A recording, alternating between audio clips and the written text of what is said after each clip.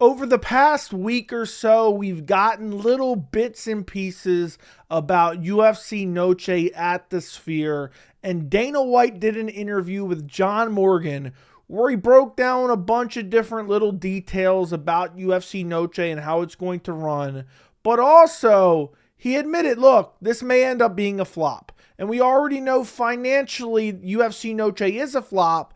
But I wanted to make a video discussing this interview because not only did he talk about the Sphere, he also talked about Demetrious Mighty Mouse Johnson, which he lied about blatantly. And he also discussed none other than Jon Jones and the pound-for-pound status, where he just said a bunch of nonsense. So we're going to take a look at a couple different clips of this interview.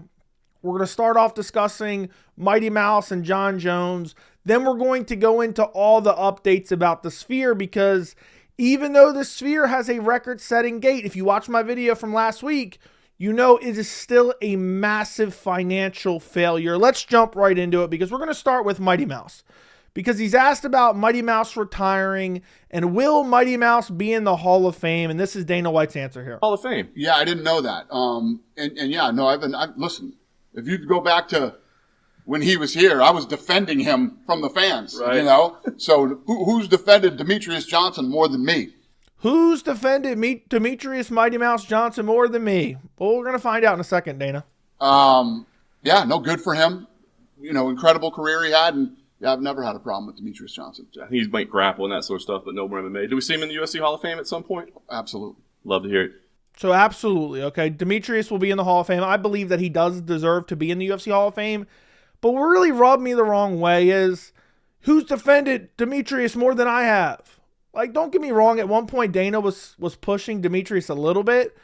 But it's like sometimes he says these things, and it's like, does he not think we remember? And I know some of you guys haven't been fans for that many years and whatnot, and may have just started watching the last few years. He kind of shit all over Demetrious Mighty Mouse Johnson. And sometimes he was kind of justified a little bit.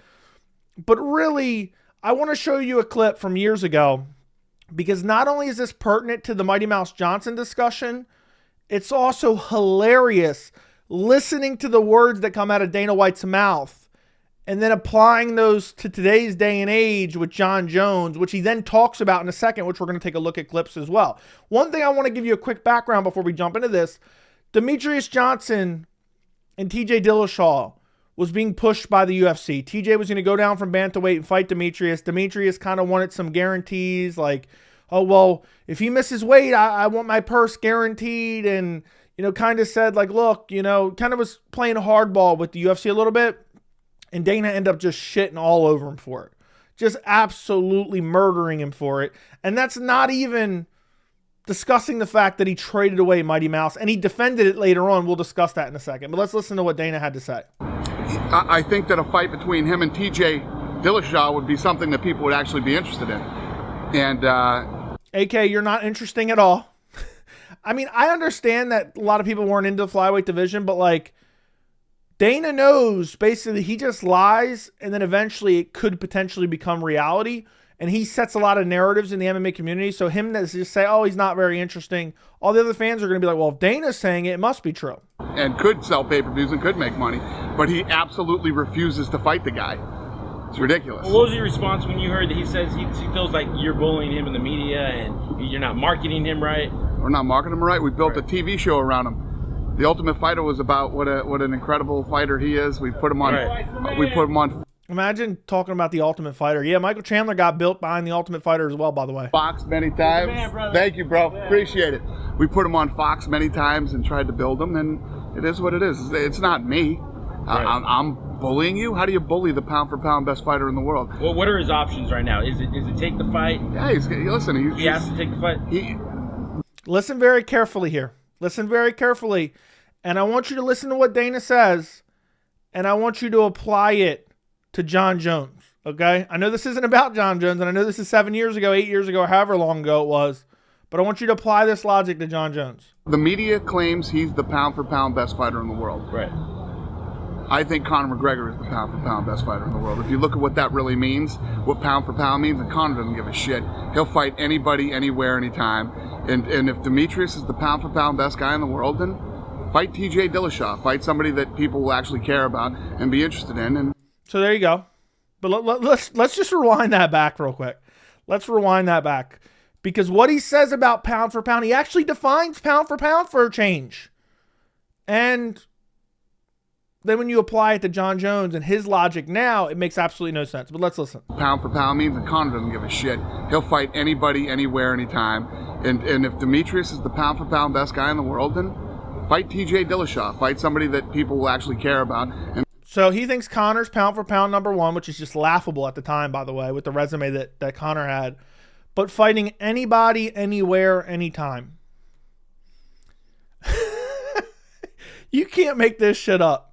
Jon Jones only willing to fight Stipe Miocic. The UFC's only willing to book that fight, apparently. Well, that doesn't sound very pound for pound if you ask me. Okay?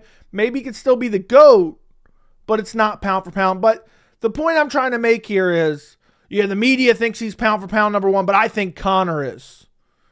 You know, it's just like, he just shits on DJ. Oh, he's not willing to take the fight, and he's not interesting, and he doesn't sell pay-per-views is kind of the gist of what he was saying there. I'm not going to go through. There were some more, but I'm not going to spend too much time on this. It's just a disgrace that he shit on Demetrius left and right, traded him away for Ben Askren, and I searched for this, but I didn't want to spend too much time looking for it. I remember seeing in Instagram comments many years ago, maybe 4 or 5 years ago, you know, somewhere around like 2020.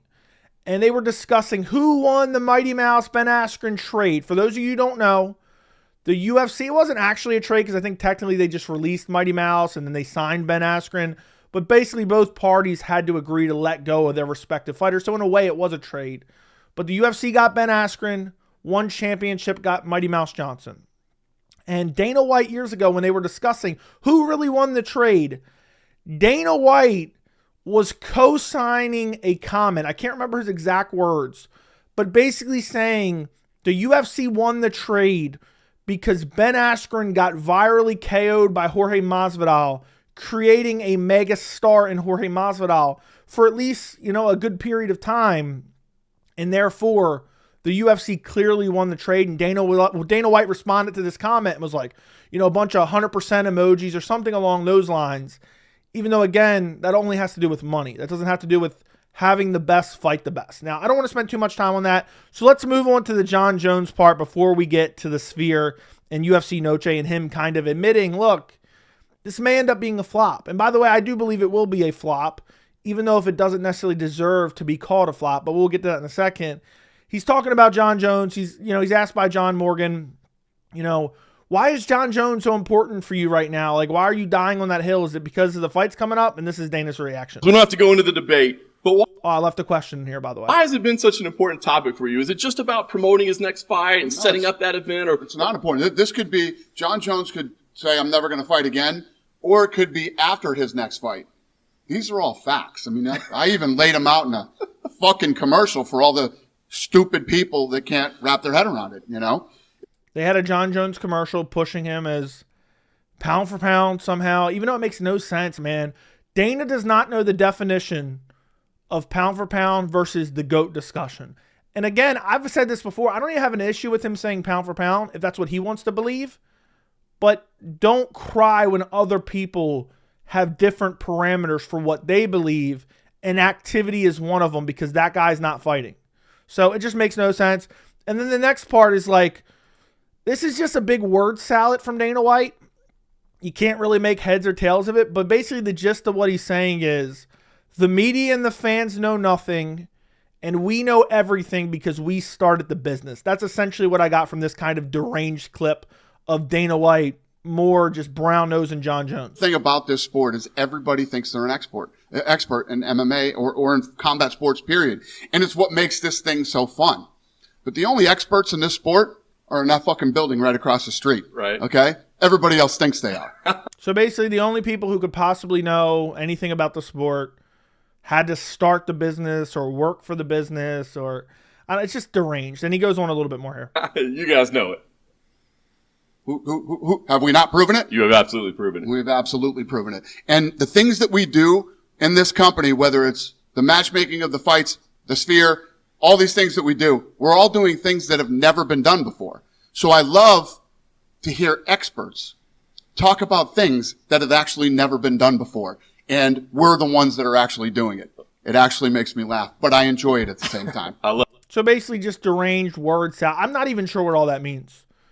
Well, we're doing things that never been done before. And, you know, we had 2 lesbians in the co-main event of UFC 297. And it's just like, we work at the UFC and it's been around since 1993. So we're the only ones that can define pound. It just makes no sense. It's a horrible argument. It's borderline incoherent. And, you know, I've already gone through it. I've already beat it. I've already beat this dead horse. Paul's beat it. I've already beat this dead horse. But if you look at recent history and recent resumes, there was no debate. Islam Makhachev is pound for pound number 1. Okay. Jon Jones, 1 win since 2020, February of 2020. And that's over Cyril Gane. I'm not going to get into the whole spiel.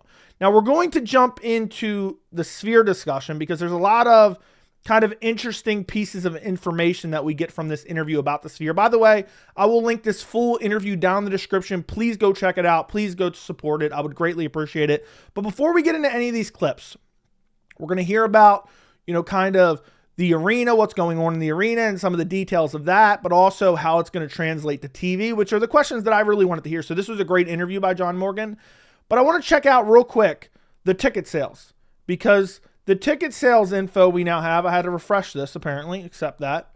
You know, the ticket sales still aren't looking great and the ticket prices are still dropping. I mean, I don't have the full map and screen right now just because of the way I have this set up. This is still a decent amount of tickets, and there's some tickets off screen that you can't see, and we'll get to the exact, you know, kind of number we have right now. But if you look at the prices, there's resale tickets going for $700 right now. This is a far cry from the initial $3,000 bare minimum. So there's people probably losing their asses. That the best thing about this is I know there's some scalpers somewhere that bought up tickets and got absolutely screwed with ticket prices, which is hilarious to me. But you can see there's quite a bit. Blue tickets are, you know, original kind of UFC tickets that are being sold by the UFC themselves. The red tickets are resale tickets. There's a lot still here. And if you don't know that, here's an update from September 6th, so 2 days ago. And you have available tickets, 1,082. And you have plus 794 since the last update 7 days ago. So about 800 tickets sold in the last week, basically since I did my last 2 videos. If you care to check out my last 2 videos, which about the Sphere, which I highly encourage you to, I will link the playlist down in the description. But yeah, there's still quite a few tickets left, over 1,000. There's also almost 2,000 resale tickets right now for the Sphere, or according to the last update 2 days ago. Now, the other thing I want to highlight real quick before we get back into the interview is we have some pictures that were released by the UFC, which are actually pretty cool. I think they look pretty sick. I don't know, you know, how much that affects my excitement for the card, but still worth looking at. I think this is pretty cool. This is inside the Sphere, so you can see the screens here. And then this is Dana kind of looking out over, I guess, what would be like the screen, you know, I guess somewhere below, down below here would probably be the octagon. And this is just the Sphere screen. I don't know if it's going to come up properly if I, you know, pull it up like that. Not really, but you get the gist of it. Okay. So there's some pictures that were released. To my knowledge, these are the only pictures that were released inside the Sphere. And then we also have something we'll talk about later.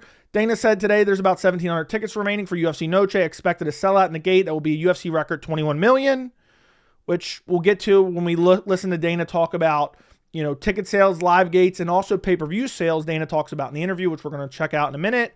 And then lastly, this is Ariel Helwani summing up a bunch of different things that were in a few different articles and I guess some sources that he may have had. But he has some interesting factoids about UFC 306. This will be the first 1080p TV broadcast of a UFC event in ESPN history. A lot of people don't realize this, but I believe most of the broadcasts are actually in 1080i or potentially even 720p. I don't believe it's 720p. Most things are still not 1080p. It's crazy to me that we still don't have 4K UFC streams. So I am actually, believe it or not, I am actually hyped for this because I've known for a long time it's not 1080p. It looks, I'm a picture quality snob. That's why I record some 4K content on my channel. But 1080p is going to look like a massive improvement, at least for me. So I'm hyped for that. Then you have first time the UFC has ever used haptic seats during an event. Haptic seats provide force feedback based on the action in the octagon. I think that'll be pretty sick for the people who were there. Then you have, will be the first time at a UFC event that the fans in attendance can listen to live audio for the whole event in Spanish. That's pretty cool. Fighters will wear unique fight kits specifically designed for this event. For the first time, UFC is granting a sponsored title partner status by rebranding UFC 306 to Riyadh Season Noche at UFC, which is kind of just bizarre in general. We're going to have a Mexican-themed event sponsored by Saudi Arabia, and we're going to name it Riyadh Season Noche. Just kind of bizarre, but doesn't really matter. The event will feature 8 new Octagon girls, 6 are native-born Mexican women, and 2 are second-generation Mexican. I'm sure there's some people that will be hyped for that. I guess that's pretty cool. They got some new Octagon girls. And then the UFC hired several external producers and collaborators to work on the event. Several worked on Taylor Swift's Eras Tour and the Super Bowl and the Oscars. And, you can read the rest of it. But they're hiring a bunch of important people. And then the UFC will also host a free 2-day experience at the parking lot A of the Sphere. So I think, for the people going, I think this will most likely be pretty cool. I just don't know how it will translate on TV, and we'll hear from Dana White talk about that in a second. Now, the first clip we're going to look at regarding the Sphere in this interview is him discussing what it'll be like for the people in attendance. And it's kind of like vague answers, and in a minute he asks, he's asked specifically, are you sure this is going to deliver? And he's kind of like, I don't know. So it's not very confidence ensuring. But I'm sure it'll be fine for the people in attendance. Need to be. Well, it's impossible to tell somebody that's never been.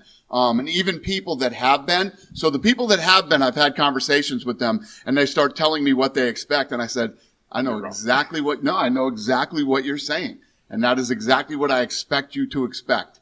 So that's sort of the fun part for me. No, this thing is, and if you're Mexican or of Mexican descent, it's just, you're gonna be blown away and love this thing.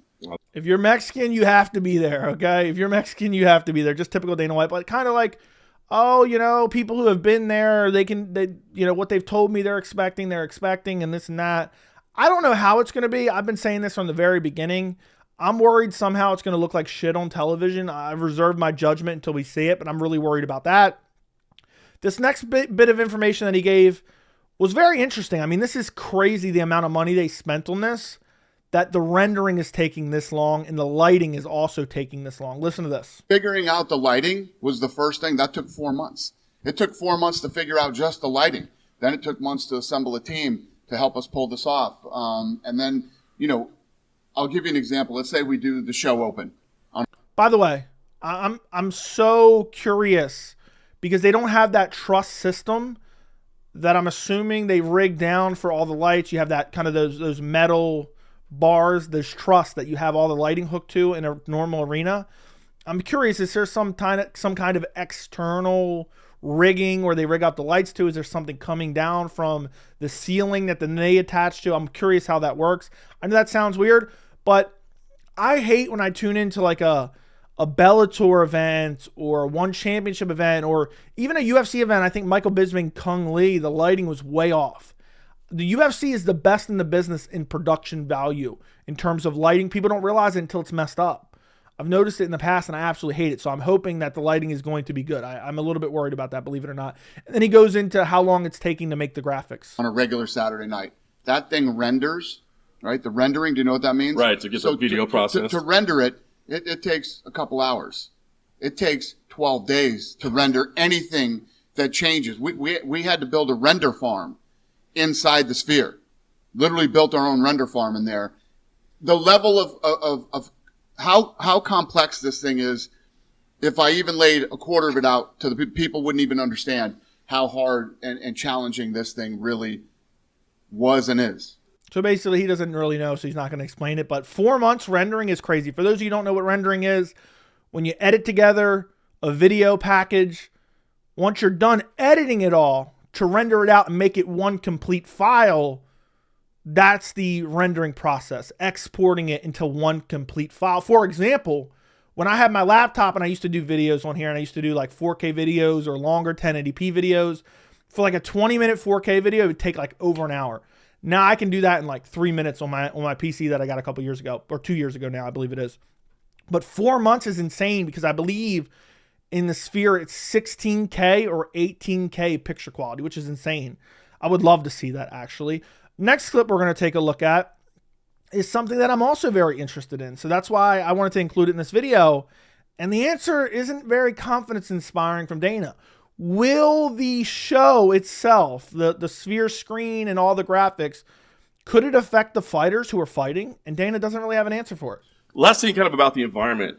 Have you figured or did you think about like how it impacts the fighters at all, right? I mean, there's this massive screen behind them. I don't know what the acoustics are like. I mean, will it impact the fighters at all, you think? Or was that a consideration at all as you put the show together? We don't know. We don't know until We have no idea. I mean, I understand. I feel like there should have been some type of, I know they're doing kind of run-throughs and rehearsals, but shouldn't we kind of know? Like, I wonder if it's going to be distracting for fighters. Is it going to be overbearing? Is it going to be a weird experience? And I know, people can say it is what it is. They're in the cage, just fight. But like, I'm wondering about this. These are all things I'm wondering about now. And I think it's interesting to hear Dana's answer. And he goes on a little bit more. late Saturday night. But, I won't do outdoor arenas because of wind, bugs, rain, and lots of other things that can happen. But this is still a controlled environment where on September 14th, sports and entertainment are truly going to come together at this. And in a second here, he says, I don't know how it's going to work out, though, which, again, isn't very confidence inspiring if you're spending $3,000 for a ticket. But we'll see. Same time. Does it work? Is it great? Is it awesome? Does it suck? Does it, we don't know. We won't know until it's over, but we're going So we don't know. to try it. You like to... We don't know, but we're going to try it. I'm wondering if while the fights are going on, are they going to have like the fights on the screen as well? What kind of experience will that be for the fans? Will they chop it off at a certain point? How are the people on the floor going to be able to see it? I guess I'm curious how the seating is around the octagon, because I guess you would have none towards the screen, or maybe you do have some that aren't watching the screen. Where's Dana going to be? There's a lot of questions. There's a lot of missing puzzle pieces, but I thought that was interesting. And he goes on a little bit more, and this is kind of where he's like, look, it doesn't say these exact words, but this may be an absolute flop. We don't know until we get there. We don't know, basically. We're going to rehearse the shit out of this thing. I'll still know every detail. What I don't know is if this works. Is this concept? All I know is that I was in the Sphere that night watching you two, and I was blown away by the experience. And what I said, too, is that the Sphere is the star of the show. So again, I'm not liking this for us on TV. I'm telling you guys, the Sphere is the star of the show. Like, are they going to be panning around the Sphere while the fights are going on? I already hate how sometimes they get the ad reads and they kind of cut to a fight and it's already 2 seconds into the round. And I hate that, but some of these things, some of these answers are kind of troubling. I don't know how it's going to work out. And he's asked specifically here in a second about how all this is going to translate to the people on TV. But the next thing we hear about is kind of what they have planned for the night. And this is one of the reasons I think it's going to be a massive flop, at least for people at home in general. But let's listen to what Dana has to say. It'll be fascinating to pull off a sporting event here where you'll have, we're basically doing movies. There will be a movie that night. And in between movies, we call them chapters of the movie, there will be fights. And you'll see our thought process and how we laid it out and how we figured this would work that night. But at the end of the night, we'll know whether it does or it doesn't. So basically, they're going to have movies playing. I think it's like these 2-minute movies that they're going to be playing. I hope that doesn't slow the pacing down. I can't deal with like a PFL style pacing. But like when they're playing these movies, I don't think the fans at home, without that crazy screen to enjoy them on, are going to be like, yeah, this is sick. And I'm willing to give it an open chance. Like, again, I know people are like, oh, Joe, you're too hard on the UFC sometimes. Now, I'm just kind of asking questions here. And I just want to give you guys the latest updates in case you missed this. But it's like, oh, they're going to be playing some movies about, boxing and Mexican mixed martial arts. And it's going to be sick. And I just don't know, how this all is going to translate and how much of the crowd is going to leave disappointed, expecting more. I'm curious how, like, the walkouts are. That's what I'm looking forward to. The walkouts, I think the walkouts will probably be really, really sick. But outside of that, I can't think of anything else where I'm like, oh, this is going to be sick for us at home. No, I think the experience overall, how they can change the screen to kind of shape shift into whatever environment they want, I think it'll be really sick for walkouts. Maybe sick for some type of replays. But for the most part, us at home are going to have a similar, just everyday, regular experience. Now, the next clip, he's actually asked specifically, how is this going to translate to people at home? And he just says, oh, we're going to have 4 production trucks. So I don't know what that really means, to be honest. So you've been there. Right. TV seems like maybe even more challenging. Like, how do you make the people at home feel remotely what you feel inside that building? So every night, every Saturday night, tonight included, we put on an in-house live event and we put on a television event that goes out to the world. 2 different types of shows with 2 different groups of people that run each one. That night we'll have 2 more trucks. So you will have the greatest director in Hollywood right now that does all the award shows.